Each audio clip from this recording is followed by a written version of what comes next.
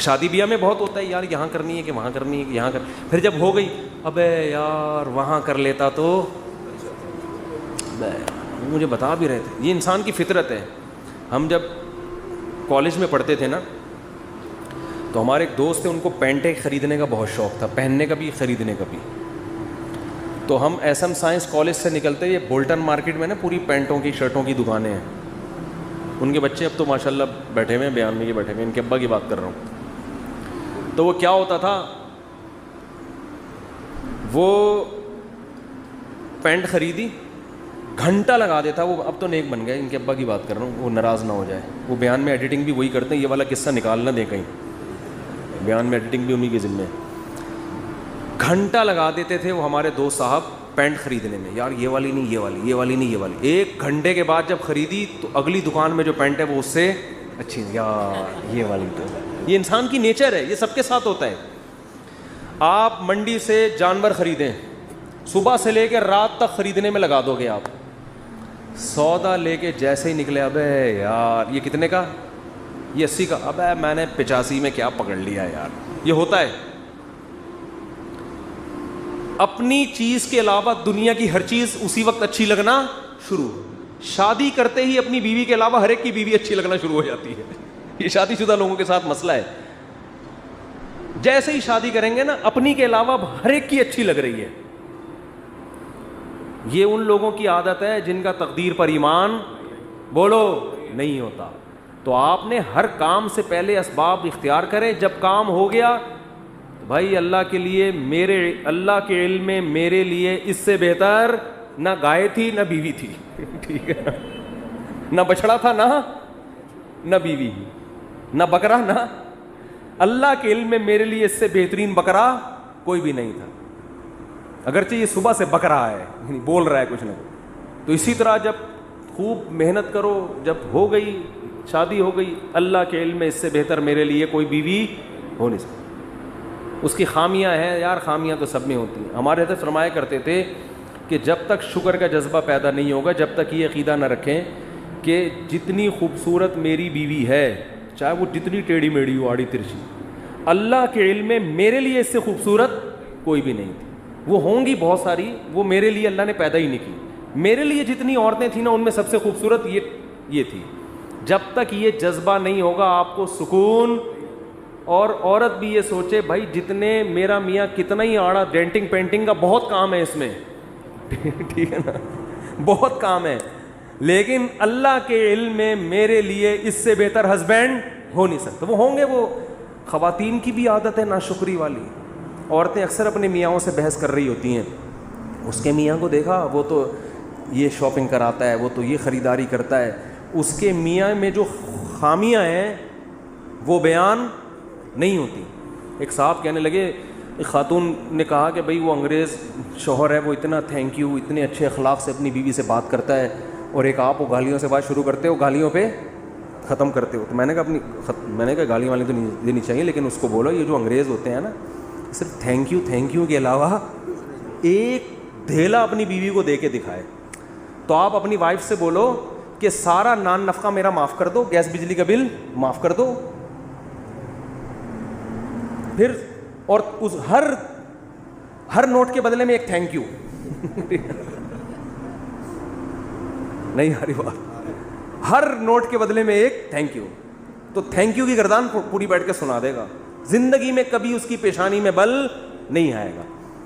تو یہ انسان کی نیچر ہے, دوسرے کی خامیاں نظر نہیں آتی, خوبیاں, اور اپنے والے کی خوبیاں نظر نہیں آتی, خامیاں نظر آتی ہیں. یہ مرد کے ساتھ بھی ہوتا ہے, عورت کے ساتھ بھی. لیکن جن کی طبیعت میں اللہ نے شکر کا جذبہ رکھا ہے, تقدیر پر ایمان رکھا ہے, وہ کہتے ہیں اللہ کے علم میں میرے لیے اس سے بہتر کوئی بھی نہیں. کوئی اگر تعریف بھی کرے نا اس کے سامنے, عورت کے سامنے, کہ میرے میاں تو اتنے اچھے ہو گئے, تیرا میاں میرے میاں سے اچھا نہیں ہو سکتا. صحیح ہے نا, اس کو یہ بتایا کریں, سمجھا دیں جا کے گھر والوں کو. اور جن کا تقدیر پر ایمان نہیں ہے نا, ساری زندگی کنفیوز, ساری زندگی. بہت سے لوگ ہم نے دیکھے کاروبار میں بہت مشورے کر لیے, سب کچھ, اب کاروبار شروع کیا, یار پتہ نہیں یہ والا کرنا چاہیے تھا کہ بھی نہیں کرنا چاہیے تھا. ہماری ایک ریلیٹیو خاتون تھی, ان کا انہوں نے اپنے بچے کو کون سے اسکول میں پڑھانا ہے 6 مہینے لگا دیے ان کی کھوپڑی میں بات. پھر اسکول میں ایڈمیشن کروایا تو ٹینشن, وہاں والا زیادہ اچھا تھا یہاں والا. یہ کنفیوژن اس کو ہوتی ہے جس کا تقدیر پر ایمان. بھائی آپ نے اسباب اختیار کر کے ایک فیصلہ کر لیا, فتوکل علی اللہ, کیا کرنا ہے اللہ پہ توکل. بہت مشکل ہے بات سمجھانا اس زمانے میں. تقدیر کا جو عقیدہ شریعت نے بیان کیا ہے اس کا بھی لوگ غلط استعمال کر رہے ہوتے ہیں, غلط جگہ فٹ کر رہے ہوتے ہیں اس کو. ہمارا عقیدہ ہے نا کہ سب کچھ پہلے سے کیا ہے, طے شدہ, موت لکھی ہوئی, رزق لکھا ہوا, حتیٰ کہ جنت جہنم بھی لکھا ہوا ہے. قرآن نے یہ عقیدہ بیان کیا موٹیویٹ کرنے کے لیے, مایوس کرنے کے لیے نہیں. ہم کیا ہو رہے ہیں مایوس کہ یار جب جنت بھی لکھی ہوئی جہنم بھی لکھی ہوئی تو عمل کا کیا فائدہ, جانا تو جہاں ہے وہیں جائیں گے ہم, ٹھیک ہے نا. جب صحت اور موت لکھی ہوئی ہے تو صحت بنانے کا, جب ہر ایک کی عمر لکھی ہوئی ہے تو صبح جاگنگ کی ٹینشن لینے کا. بے بول لو کیا ہو گیا بھائی. بھائی جب لکھا ہوا ہے کہ یہ بندہ 50 سال میں مرے گا, تھوڑا بڑھا لیتے ہیں احتیاطاً, 80 سال میں مرے گا, ایک مثال دے رہا ہوں, ہم کیوں جلدی ماریں اس کو 30 سال پہلے. 80 زیادہ ہو جائیں گے پھر تو وہ جاگنگ بالکل بھی نہیں کرے گا, 50 ہی کر لو. فرض کرو یہ بندہ کب مرے گا, 50 سال. تو جاگنگ کا کوئی فائدہ ہے صبح صبح اٹھنے کا, کولیسٹرول لیول چیک کرنے کا, شوگر, لڈو, احتیاط, موٹاپا کم کرو, سب ٹوپی ڈرامہ ہے. بھائی موت تو کیا ہے, لکھی ہوئی ہے, جو لکھا ہوا ہے. ہمارے ہاں بہاری, میں بہاری نہیں ہوں لیکن ہمارے دوستوں میں بہاری ہیں, ان کے ہاں مشہور ہے کہ جب انسان کی شامت آتی ہے تو اونٹ پہ بیٹھے ہوئے آدمی کو بھی کتا کاٹ لیتا ہے, حالانکہ کتا وہاں تک, لیکن جب شامت آتی ہے کتے کو اللہ وہاں پہنچا دیتا ہے, یا اونٹ کو بٹھا دیتے ہیں اس کو. ویسے شرافت سے اونٹ چلتا چلا جا رہا ہے, کتے کو دیکھ کے بیٹھ جاتا ہے زمین. بات بالکل صحیح ہے, جب شامت آتی ہے تو ایسا ہوتا ہے. یہ تقدیر کا عقیدہ ہے کہ جو ہے وہ ہوگا, لیکن مسلمان اس تقدیر کا غلط استعمال کر رہے ہیں. غلط استعمال کیا کر رہے ہیں, عمل کا کیا فائدہ جب جنت جہنم لکھی ہوئی ہے. صحت بنانے کا کیا فائدہ جب صحت اور بیماری پہلے سے لکھی ہوئی ہے. کرونا کا ٹیکہ لگانے کا کیا فائدہ, ویکسین کا کیا فائدہ, وہ تو جو مرنا ہے وہ تو مرے گا. اور اللہ بھلا کرے موٹاپا کم کرنے کا کیا فائدہ. بھائی شوگر لکھی ہوئی ہے تو ایک شوگر کے مریض بیٹھے ہوئے تھے ایک ہوٹل میں, بچپن کا واقعہ ہے. وہ چائے میں چینی ڈال کے نا شہد بنا رہا ہے, پینے لگا تو کسی نے بولا بھائی تجھے شوگر ہے مرے گا. اس نے کہا ابے ان چیزوں سے کچھ بھی نہیں ہوتا. اب تک انا للہ ہو چکا ہوگا, مجھے غالب گمان یہی. ابے انسان ایک پھر کہنے لگے انسان کھاتا ہوا مرتا ہوا بھی اچھا لگتا ہے. میں نے کہا ابھی مر نہیں رہا نا اس لیے کہہ رہا ہے, جب مرنے لگے گا کہے گا یار نہ کھاتا ہوا مرتا ہوا اچھا لگ رہا ہے نہ بھوکا مرتا ہوا. مرتا ہوا کوئی بھی کسی کو اچھا نہیں لگتا, اپنے آپ کو بھی نہیں لگتا. آدمی کہتا ہے میں کیوں مر رہا ہوں. تو اسباب مسلمان اختیار نہیں کرتا یہ سوچ کے کہ کیا ہے تقدیر میں گارڈ نہیں رکھتے نا علماء. بہت سے علماء کو ہم نے دیکھا ہے, اور آج کل اس کو سادگی سمجھی جاتی ہے, سمجھا جاتا ہے. ہم حضرت جی کے پاس گئے, کوئی گارڈ نہیں تھے, ڈائریکٹ گلے ملے ان سے جا کے. اتنے سادہ اللہ, اتنے نیک. بھائی اللہ بچائے, میں کسی بزرگ کو بے وقوف نہیں کہہ رہا, لیکن عمل سے تو یہی لگ رہا ہے اگر آپ مشہور ہیں اور خطرہ ہے اور آپ کے گارڈ نہیں ہیں تو کیا ہے, بولو حماقت ہے نا یہ. کیا کراچی میں تو ایک جو جس کے نہیں بھی خطرہ ہوتا وہ بھی مر جاتا ہے. کسی بھی وقت کراچی میں کوئی کسی کی جیب میں کسی بھی ٹائم پہ بم رکھ سکتا ہے کہ نہیں رکھ سکتا. یہ آپ کو پتہ ہے اتنے ہیروئنچی کہاں گئے.